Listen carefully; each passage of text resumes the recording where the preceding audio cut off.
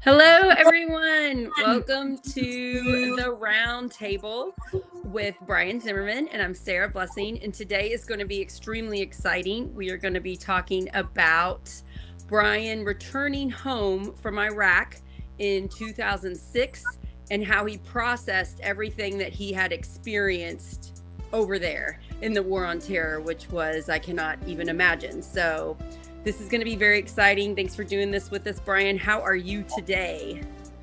Yeah, I'm doing okay today. Yeah, I'm out here uh, coming to you from sunny Colorado, doing some work out here. I got to come out for a friend's retirement ceremony.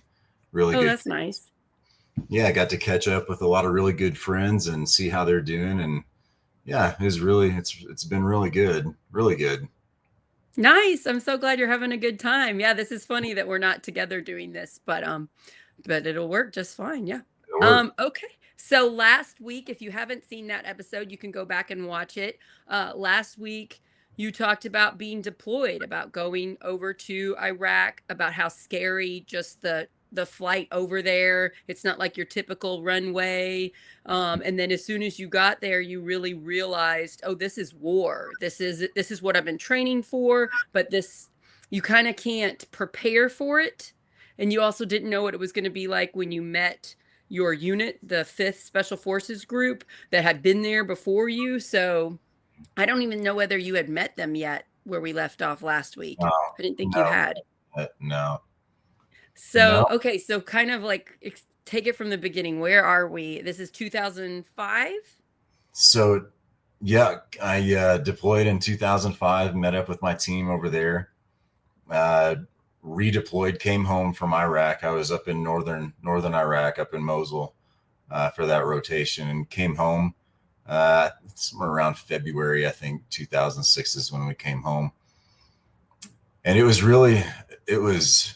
a lot. It really was a lot for me to process. It was easy. It was easier to process it in the team room than it was at home because everyone, typically in the military, when anything involves death or dying or high risk training, it's kind of laughed at. It's kind of goofy, goofing around. Well, yeah, the wife will get the farm and the girlfriend will get the booze. And I mean, just where, you make light of things like that. I guess it's so you can handle it because every day you or someone you care about might die. So I guess it's just mentally how you survive it.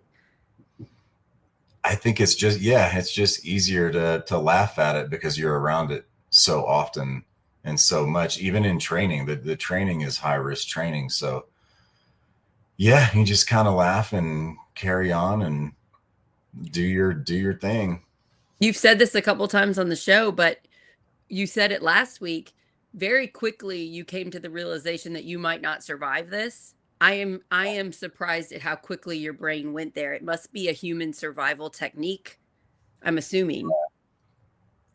I guess it's just the realization that, kind of like I talked about before, the media did such a great job of numbing everyone because it splashed all over the news every single night. And, it's kind of just what happens. So when you actually get to the place where you're used to seeing it on the news, you kind of start to process it in a little different way. But having your teammates with you and the people you care about and you trust, completely, it makes it a little bit easier to deal with. Yeah. Yeah, I'm so glad you had people with you experiencing the same thing because I don't know how anybody does it. So how long were you able to stay home for that break? We came home, and we typically, when you come home, there's a reintegration process that you have to go through. So you're required to go and talk to the shrink, take post deployment health assessments, all of that stuff, and all of those questions. It's, did you deal with any roadside bombs? Were you in any blasts? Did you see any bodies? Did you have to kill? Did you? And they ask all of those things, and it was very, it, I was thinking about this before we went live, but I was very, very careful about how I answered all of those questions because I didn't want to, I didn't want to be truthful and honest and have the shrink come back and say, oh, hey, you should probably sit this one out, sit the next one out. There's some things you've got going on. And so, and I would venture to say, not speaking for everyone, but I would say that's about how most guys answered those questions because they didn't want to get pulled from the team or have to, miss out on training or deployments. I was just going to ask that. Yeah, I bet a lot of you all did that because you want to go back and keep helping. And so you just don't, and you don't really want to open up that can of worms in your head, right? You don't want to open up what you had seen. So you didn't give a whole lot of detail is kind of what you're saying when the shrink asked you those questions. Yeah, very, very minimal details at most, and it's, I have to say, and as far as for me, I think, and for people that, that I know, I'm not so sure that it was very much, maybe at the beginning it was all about, well, I'm going to go over there and do everything I can do to help. And, and you realize really quickly that there's one, it's just a train wreck, and you're trying to minimize the damage. But on the same hand, how much am I really helping, but there's so much going on. There's so much action. There's so much getting to do what it is that you've been trained to do. And first and foremost, you're around just unbelievably talented people who are willing to pass on their knowledge and what they've experienced. And so it very quickly becomes more about people that are to the right and left of you than it is, I would say, for me, so much about how much good am I doing. That's so fascinating. I wouldn't have thought that, but now that I'm reading that book and knowing you, it makes complete sense. So you're wanting to go back so that you can protect your friends and be there for them. I mean, yes, I mean, that is the, ground level, but also too, getting to go over there and inflict as much damage as possible because of what happened, on 9/11. I mean, this isn't even Afghanistan yet. This is still Iraq, so we'd very much become a war culture, and it was very popular, I think, at the time to be part of that. So getting to be on the front line of for the lack of a better word, Spartan culture. The Spartans seems to turned into the military. They use the Spartan lifestyle very much as a headline for, strength and honor and, death before design, just kind of goofy stuff like that. And but it turned into being able to go do something that not a lot of people got to do. And it validated me, it validated other people. And you felt important. You felt needed. We were looked at. I mean, the tab says special forces, special, and that's how we felt. That's how we acted. That's how we carried ourselves. And, I mean, it seems very well deserved to me. You can listen to the episodes about your training and what you went through to get there. I mean, you learned Farsi in 6 months, which was like one of the hardest things you've ever done. You worked really hard to get over there. I would think there was an adjustment period of, okay, you have all this training and you were trained for so much. You get there, you're thrown into war, you do missions, and then you take a break. Was there a time for your brain to catch up with what you thought it was going to be, with what it actually was, and then preparing to go back? Like, take us through your headspace. I would say the headspace was very much we had earned it. I really despise that word deserve. I really can't stand it.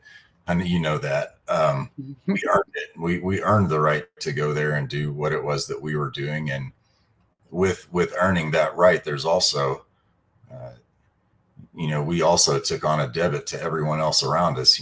When we show up, we're expected to have the answer, because we've got that tab You walk into a room, it doesn't matter what the problem set is. Hey, that guy there in the back, he's got the answer. Didn't matter what his rank was, he's got the tab. And so I think, but you very quickly learn that it's the man that makes the tab. It's the man that makes the green beret. It's not the other way around. We'll dive more into that in future episodes, but yeah, I can't wait. Preparing to do the next one, to get in there and do the next rotation. And, it was exciting because you were with people that cared about it just as much as you did. They wanted to see you get better just as much as they wanted to get better.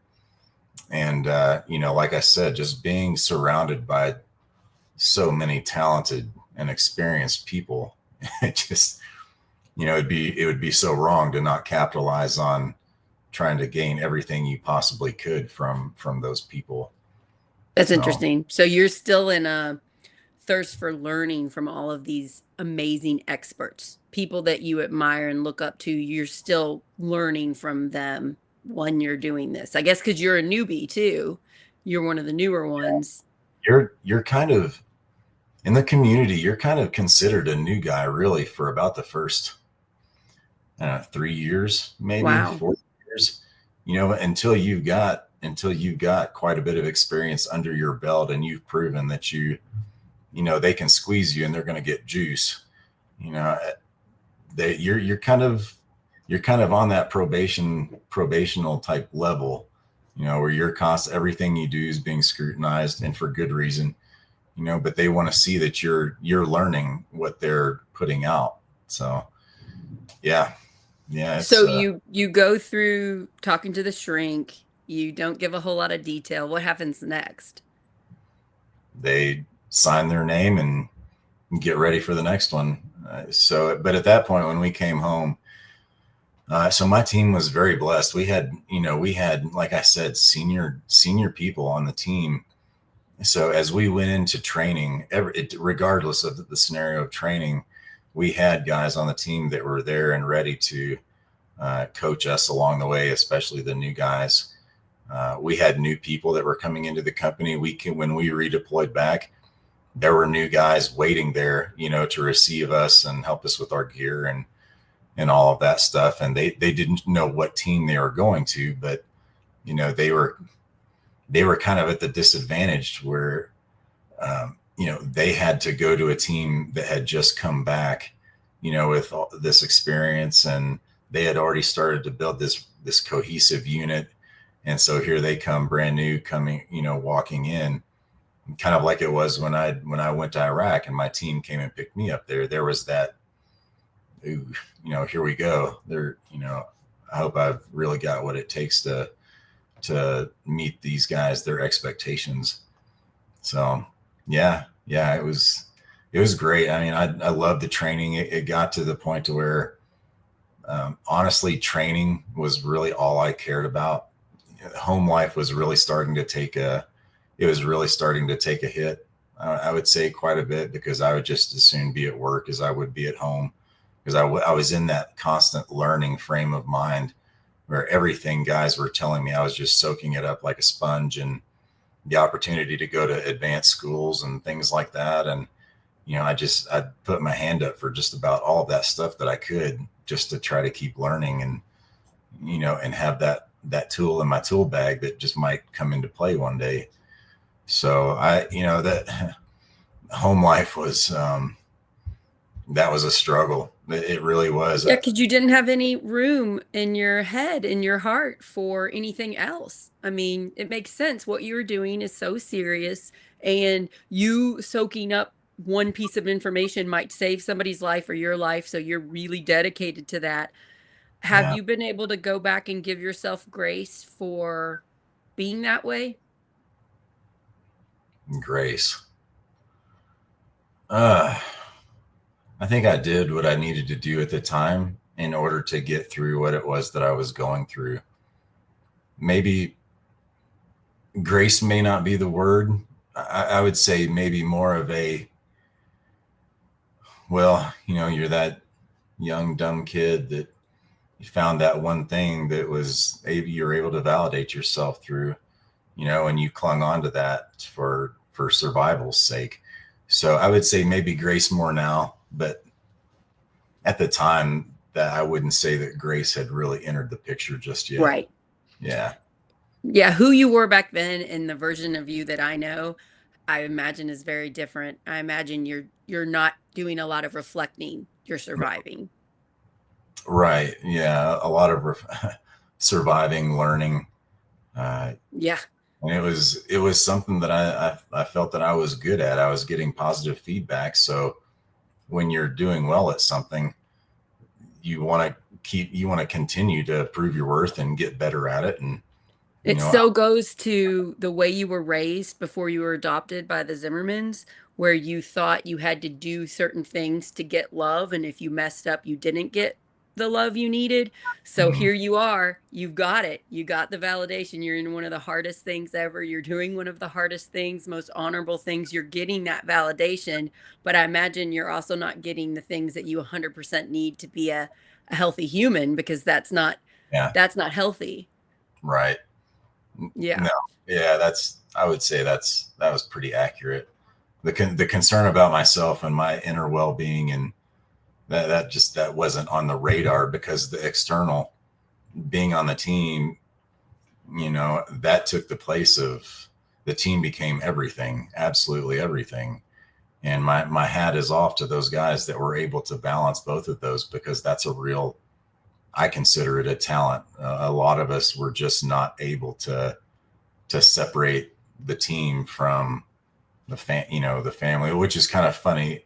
I think I may have said it before, but there's kind of a running joke in group that team parties are an opportunity to introduce your wife and kids to your family. Yeah. Yeah, that's very true. That's a very true statement. So yeah, I also too, I would say I had started drinking quite a bit at that Mhm. point. I was in the house, and for me, drinking a lot at that point didn't require a lot of alcohol, but because of the stress during training, when we would go, on temporary duty to go to different training venues and things like that, it's very much part of the community that you're going to go out and you're going to drink and you're going to have a good time and you're going to chase women and you're looking for that next high, and that it builds that team cohesive. Okay, hey, I can trust that guy. He's shown that he's willing to be somewhat nefarious and dependable, and that builds cohesion. So the drinking, for me, while at home, it just became a way to completely numb and tune out the nagging of hey, you're lacking in your responsibilities here as a husband, and I kind of need you to step your game up. And my thought was, I step my game up, 6 days a week during training, 5 days a week during training, and when I come home, I just want to come home and really just be left alone. I just, you know you want to go to dinner, we'll go to dinner. You want to, have get together with some neighbors, we'll get. But other than that, can you just kind of let me just let me do me? Can I be selfish? And Mhm. I so, mean, you didn't, it's not like you came back and you went to the therapist and you like poured your heart out and got all this great help. You were like, "Oh, this could prevent me from going back." So you didn't use that tool. It makes complete sense that yeah, you're yeah, only human. You might be doing amazing, incredible things. You might be incredibly intelligent and brave, but you're still human. There's only so much you can do. So, okay, so what happens next? I, so next we start gearing up and getting ready to go again. And at that time, you're on cycles. So you're on your cycle where you're training, getting ready to go. You're on your down cycle. You're on your training cycle. And so we were on our down cycle, moving into our training cycle or tasking cycle, to where we could be, if there's an external tasking, hey, you need to go to Fort Bragg to be a lane walker at Robin Sage, or you need to go be a guest instructor here, or or go to a school, or whatnot. We were kind of moving into that period of time. And so it was strange for me. I think I got tasked to go to, no, I went to another survival school. I went to another SEER school. Oh, Uh, and up in Washington. I learned a lot from the one that I was in school, Washington, D.C. or Washington State? Washington State, up in Spokane, Washington. Yeah. Oh, wow. And so that was a great course. Came back. I think I ended up doing a Robin Sage tasking. And yeah, I was gone. I was gone. Let me tell you what I thought was going to happen when you told me you came home from war for the first time. I thought you were going to get months of vacation. How much time off did you have?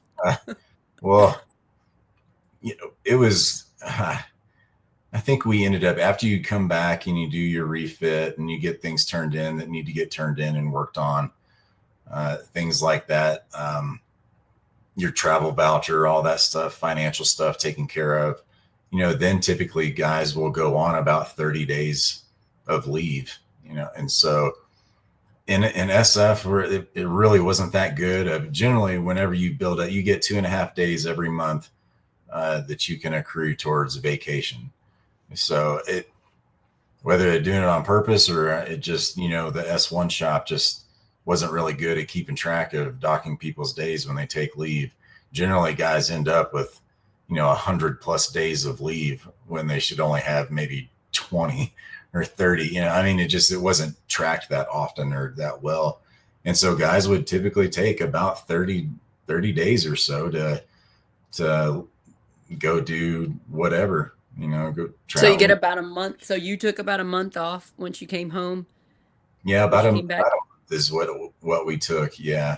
Yeah. And then you just go right back into they do different trainings. They send you places where you're training people and you're going all over. Is what's happening? Yeah, it's the taskings can come down from USASOC, U.S. Army Special Operations Command. Hey, we need so many Green Berets to go do this or to go do that, or for, whatever tasking you can think of. It's, it comes down, or you need to go help augment, another team or something like that. And did you like doing that? Mm-hmm. I mean, it seems like I would like that better if I were you, because it wouldn't be as scary as war, but you're still learning and you're still helping other people and you're doing the stuff that you're really good at. Well, think of it this way. Think about if an NFL player only played one game in his entire career,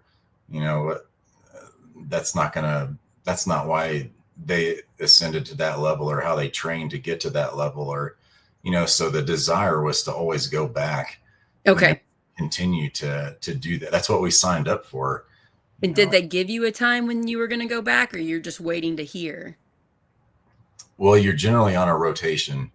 And at the time they hadn't really set in place, okay, however long you're gone, you'll be home 3 times that amount of time. It was like more of like a 2-to-1. So, however much time you were gone, you could expect to be home for, twice that amount of time, or possibly 3 times that amount of time. Oh, okay.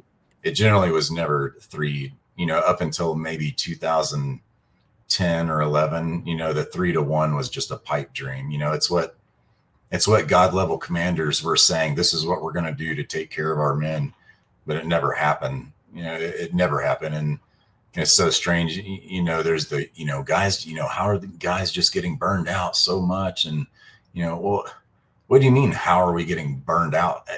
You keep telling us, we're going to do this 3-to-1, and, oh, well, hey, we've got this thing really important that's come down and we really need, okay, we got to, it's just, it turned into a joke, to be honest with you. There's, and guys, but you're dealing with a group of people who are not going to say no, and God level commanders capitalize on that. Yeah, they weren't going to say, if they came and asked you to go back early, you can't wait to go back. So you're going to say yes, right? Or even if I didn't want to, what am I going to do? Say no? Right. I'm a Green Beret. I'm supposed to be that war hungry individual. So it finally got to the point where it was a 3-to-1. People up top actually started taking what they were saying seriously, and it changed. I mean, think about it. We were gone. Generally, our deployments were 6 months, sometimes even shorter, maybe 4 to 6 months.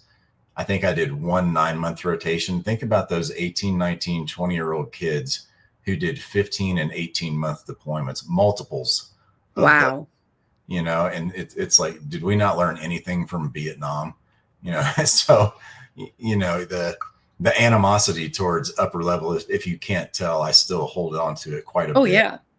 because I saw the deterioration of, friends of mine who, they're just too good of men to say, no, I can't do this. And, tragedy struck in whatever fashion. So, that's I'm kind I'm sure you felt like you just wanted them to be in your shoes to see what it was like, and they're telling you what to do, but they're not there. Because I can identify with that. Yeah. well, Green Berets are kind of their own worst enemies too. The it doesn't matter what it is, the mission, we'll get it done. Well, we've only got so much money, we can only supply so much this, we can only give it, well, we'll just figure it out. And so honestly, we were just our own worst enemies, because when we should have said, well, no, this is Yeah, what we, we need this. Yeah. I Mhm. mean, think about it, up until a certain period of time, there wasn't even armor for Humvee doors, and it took a Marine who had enough guts during a big rally or something like that, up in Washington, D.C., to stand up and go, hey, sir, how about the up armored doors and things like that on the Humvees that we've been getting promised for a year? So just really, really unfortunate in that sense. But you're dealing, like I said, you're dealing with a population of people who have a no fail mindset. Well, that's how you were trained too. No, I wouldn't say that that's how we were trained. Were you trained to ask for what you needed? I would say that we were selected based off characteristics that we have that said these are guys that will accomplish the mission, whether they have what they need to accomplish it or not. Right, right, right. That's a mind frame, and you can ask and beg and plead for all the right equipment and things like that. This is what we need, but at the end of the day, that God level commander is just going to go, well, you did it last time with less. Why can't you do it now? You need to suck it up. So yeah, you have people that are willing to say, hey, we need this, but you also have a group of people who are going to get it done regardless. So, Right. Right. I and imagine that is painful to process now that you look back.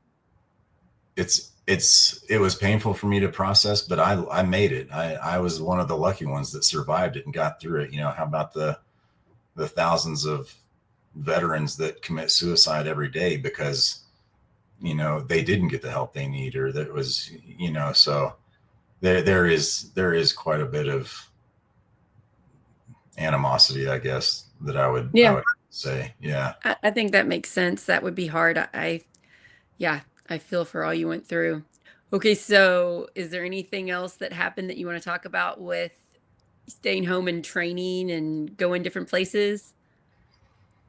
I would have to say that I had moved into a period of time where I was starting to really gel with the people in my company, with the people on my team, really in the battalion. Um, I was actually, it was actually really difficult for me because the next deployment that came down, I was starting to have my marriage was completely, had completely been detonated, and I had detonated it because all I cared about was not being there. And so we had a sergeant major that came in, and a company commander, and both of these guys just, I mean, they're the tip of the spear. Taking care of their guys was their number one thing. And so I actually had to sit the next deployment out. The sergeant major was like, listen, Brian, I care too much about you as a person to let you go into the next deployment with this mind frame. So And the sergeant major recognized you weren't mentally healthy, things were going bad in your personal life, and said you can't go.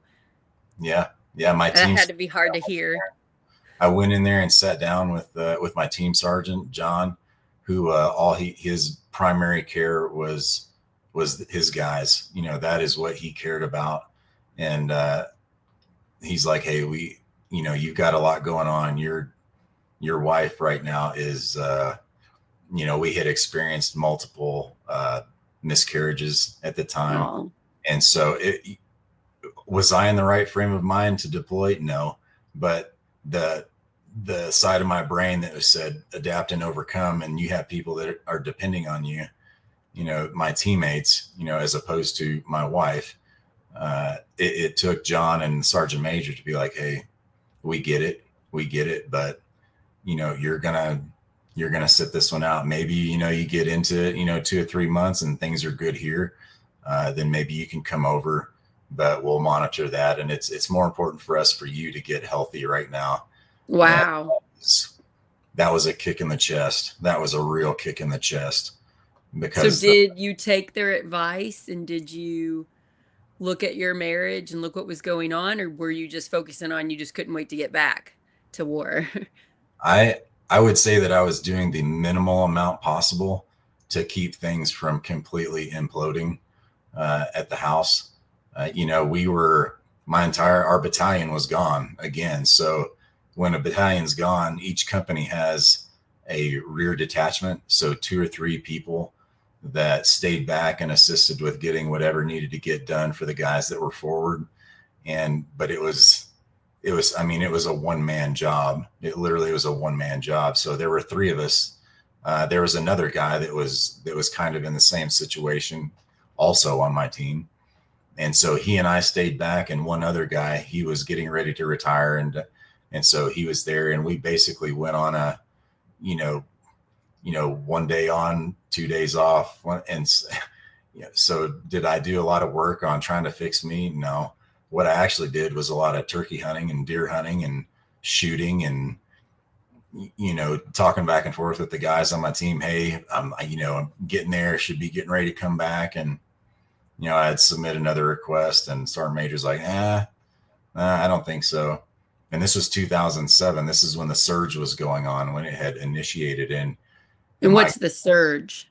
the surge is when they did the big push towards quelling the insurgency that was happening, getting a large amount of Iranian influence that was coming in. And my team at the time was down in a place called Al Qut, which was a very hot area, pretty close to the Iranian border. And it was tough. It was tough hearing about my guys getting into gunfights and what they were going through and dealing with. And that was also a time when the IEDs that were coming in from Iran, uh, they were starting to set them up on stakes, and it was we took really heavy losses because they were setting them up at head level, so instead of just having them in the ground, now they were propped up, is basically like having the bottom of a concave can, packing it full of explosives. And then when they clacked that thing off, that thing would shoot through a safe. And so we were losing a lot of people. So I'm So you're hearing of people dying in the war? hearing of people I know that are dying, but I'm also starting to deal with this tremendous amount of guilt for not being there to help the guys that we spent so much time together working to, protecting each other. And here they are in harm's way. And every other day I hear about something cooking off down in Al Qut. And Ugh, I just, it was really, I that was cannot really even hard. imagine. It wasn't like you could be away from it and focus on yourself. You didn't have the Mhm. tools to know how to focus on yourself, but also you're hearing this news every day. So I don't see Mhm. how you could have possibly been in a good mindset. Also, you grew up your first few years before you were adopted. You didn't grow up in a loving, warm family where you're seeing your mom and dad care about each other and work through disagreements and being emotionally supportive of one another. You never had that growing up. And then when you met the Zimmermans, they saved you, but you were still in the mindset of, I better do everything I can so my parents still love me and accept me. I'm going to be the very best version of myself. So you haven't really got to that place of just love and welcome no matter who you are. So I get Mhm. it. I get it why you didn't come home and they say you can't go back, you need to work on your marriage, and you couldn't work on your marriage. You didn't know how to, you know? I mean, it makes sense to me. You didn't know how to. So of course you're going to go turkey hunting with your friends that have been there and know what that's like. It just makes sense to me. And I'm just so sorry. It sounds terrible to hear my friend seeing your friends die. I can't even fathom that and not being over there to help them. At the same time, I'm really glad you weren't there. It sounds very dangerous. I'm glad you're alive, you know? Mm-hmm. Yeah, where that's a lot of where the guilt comes from, I would say, is, and thank God we didn't lose anyone on that deployment, but we were still losing people uh, every day. It was happening on a daily basis, and you try to process those feelings and those thoughts, and what ends up happening is you don't know how to process it, so you drink it numb. And there are multiple days. A buddy of mine, I remember specifically a day, we were getting ready to go deer hunting, and he got a call that his best friend, had been killed the day before, and so what do? Well, we get drunk and we go deer hunting and sit in a tree stand and drink some more, and that's how you process it and deal with it, so. And I venture to say that I'm not alone on that. I'd say there are a great number of people who that's how they coped with that kind of grief and pain. Yeah, it makes sense. And I'm just so sorry for everybody that was involved in all of this. I just remember I'm like out of college, new teacher. It was on the news every day. Mm-hmm. Every day we heard about Americans dying. Every day we heard about bombs and all this terrible stuff. And I'm reading the book now and finding out they didn't play by normal warfare. They're doing terrible tactics. They're not following what is it, the Geneva Convention of like the code of war. They're not following that stuff. And I remember being traumatized and I tried not to watch it because it was so sad. So I think younger people that may be watching this that didn't grow up with that on the news every day, it might be hard to imagine Mm-hmm. seeing you're seeing pictures of these young men, and women, these young people that are doing this ultimate sacrifice for us, dying, and we're just like, horrified. And here you are, it's your literal friends and people you care about, and it's your friends' friends. I mean, wow. Mm-hmm. Yeah, yeah. That's I think that's something that's kind of lost on our current up and coming generation. And I'm not saying that I'm glad that I had that, but what it did do for me was I chose to go to a place to where I appreciate it instead of looking back at it and just living in that dark place. I was fortunate enough, one of the fortunate ones to be able to come through it. And I'm choosing to capitalize on happiness and what I learned from that. So Well, that's you've what. pulled out of it and you're very mentally fit now, and I'm so thankful for that. And I hope that your buddies that you still talk to, I hope that they've been able to get to that place too, because if you can't get mentally fit, I don't know how you're surviving it. What's in your head, what you went through and experienced. Yeah, that's which is a really being able to get together for this retirement ceremony for just a I'd die for this guy kind of friend, and I got to meet so many of my friends that I feel the same way for, and just seeing them how they're choosing to push forward in a healthy way. It's been phenomenal. I will say kind of a down moment. I found out last night that a very good friend of mine who came up through the Q course together, and a lot of us just really close, but he ended up spending 14 years over at the unit over at Delta, and uh, he was killed in a car wreck. He's 40 years old. He's got two kids. He's got a wife. He's the epitome of a godly man, a husband, a father, and so it's easier for me to wrap my mind around, you know, having lost people in combat. But what I can't wrap my head around is God's timing for things like this. I don't, and I know that it's not for me to. It's not. I know that it's not for me to understand, but it's still that's the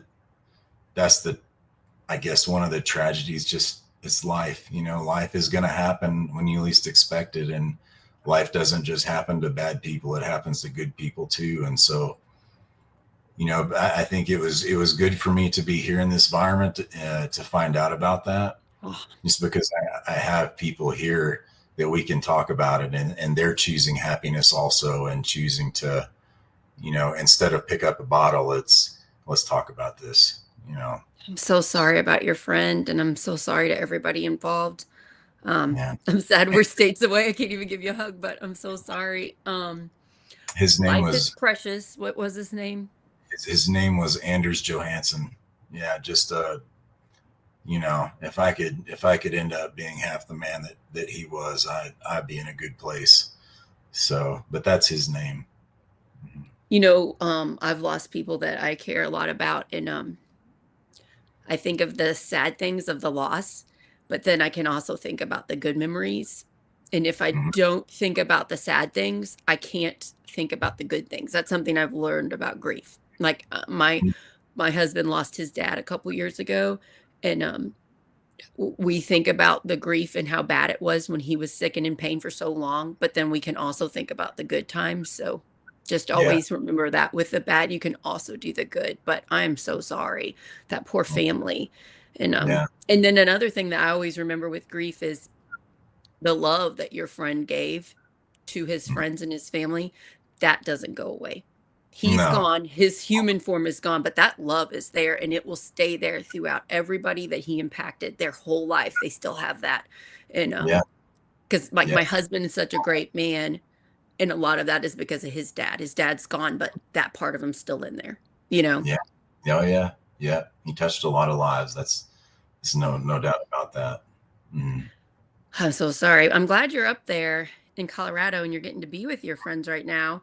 Okay, Yeah. so back to your story. Whew, that just sounds so rough.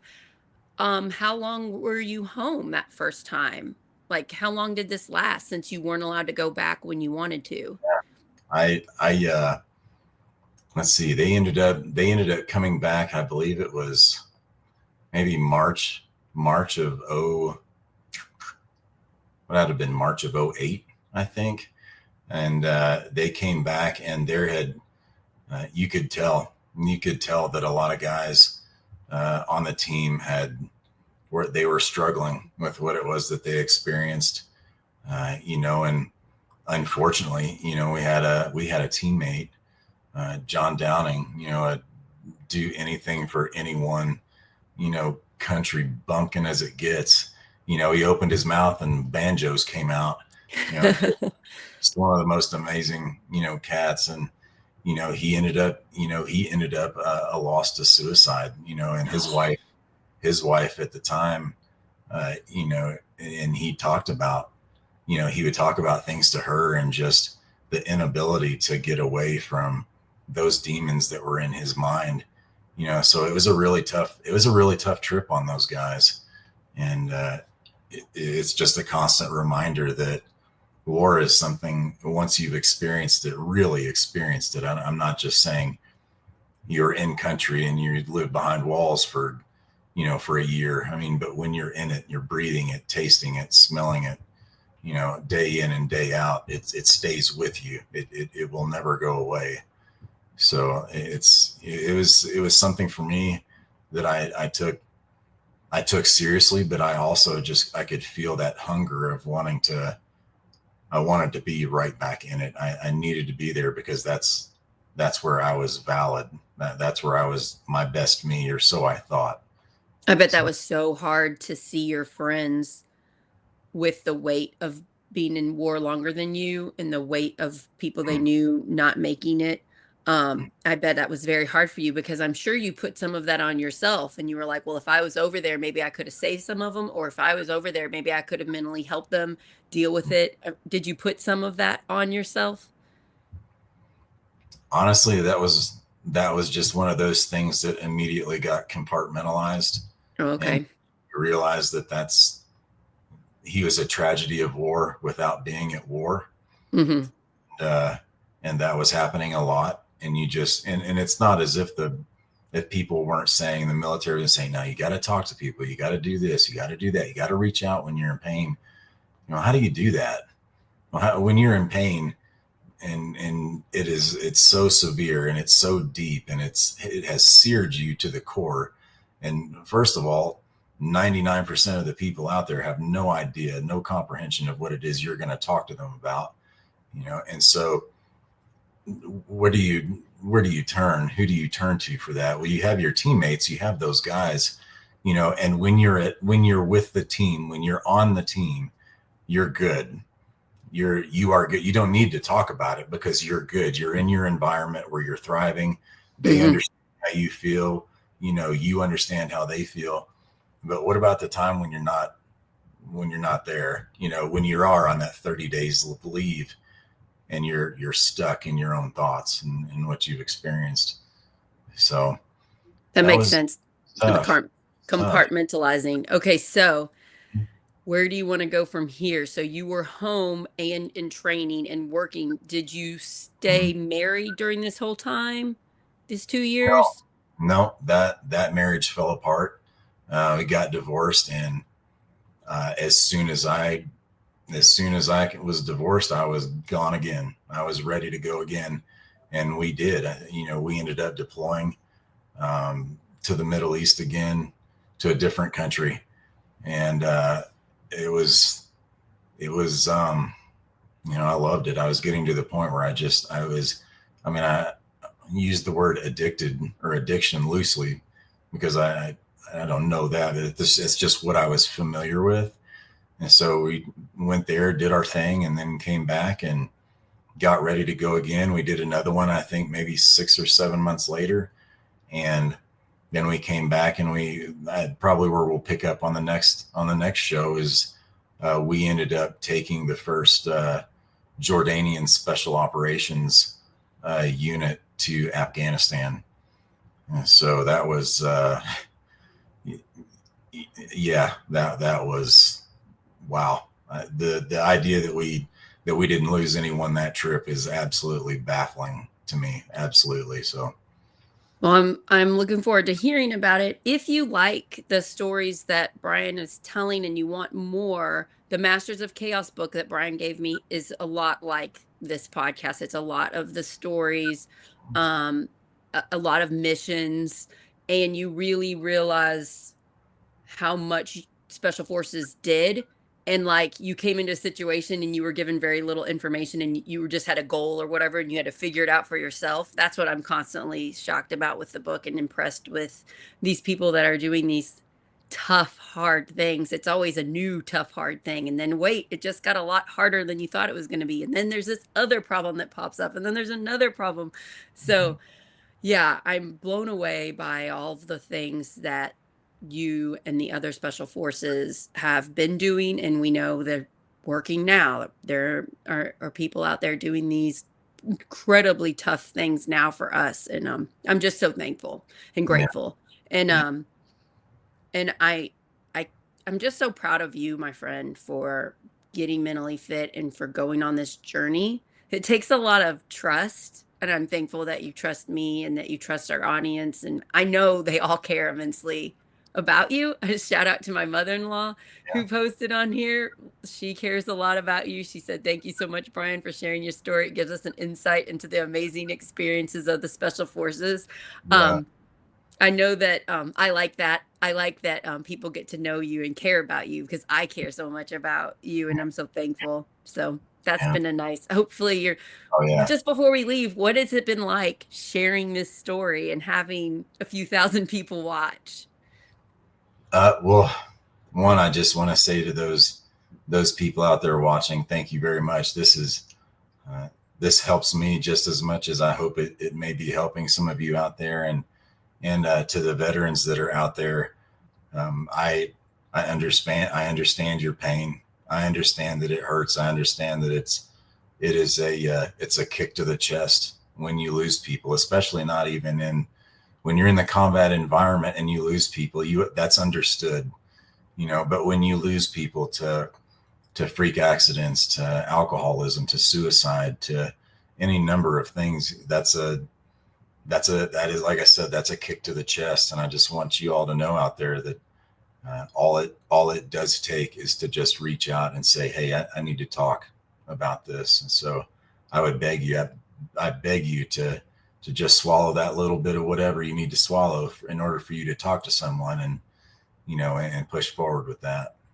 I would think the first time admitting to what's actually in your head is probably one of the hardest. Oh, yeah. Just like anything else, the more often you do it, the easier it gets, the better at it you'll become, the better person you become, not only in talking about these kinds of things, but a better communicator as a friend, as a husband, as a father, or a mother, or, that it does get better. It does. Yeah, you need to find your people, find somebody that you trust. And if you need to get a professional, but just somebody that loves you for who you are and they're not judgmental and you can just open up and see how they handle it. Your friends and family, those ones that just love you unconditionally, that's who you want to try this out on. So if you're watching this and you're like, maybe it's time I opened my own trauma, my own things in my life, maybe it's time I just hope that you take that first leap of faith and know with the hard times and the sadness is going to come a lot of joy and peace and love and acceptance in yourself that you should get, Yeah. And if you don't have anyone out there, send me a text through the Project Next website. I'll talk to you. I'll hear whatever it is you have to say and we'll figure it out. We'll get it figured out. Audrey, I don't know if you know her. Audrey. She said, you are a very special human, Brian. Thank you for all you are doing and have done. Onward and upward, my friend. Thank you, Audrey. That's nice. Yeah. So that's something that I learned too. You find your people when you're willing to be open and honest and be yourself and admit your faults. The people that don't judge you and just love you, those are your people. Keep contact with them. It's kind of rare sometimes. Not everybody can handle that. And usually it's because they haven't learned how to open up and be that way too. But I hope everybody has those people. I think that's really nice of you that you're saying, reach out to you, Brian.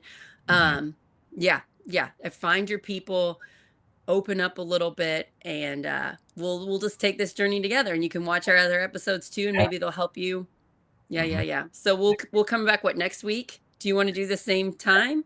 Yeah, next week I'm actually working a contract job out here, just neat. Like Denver.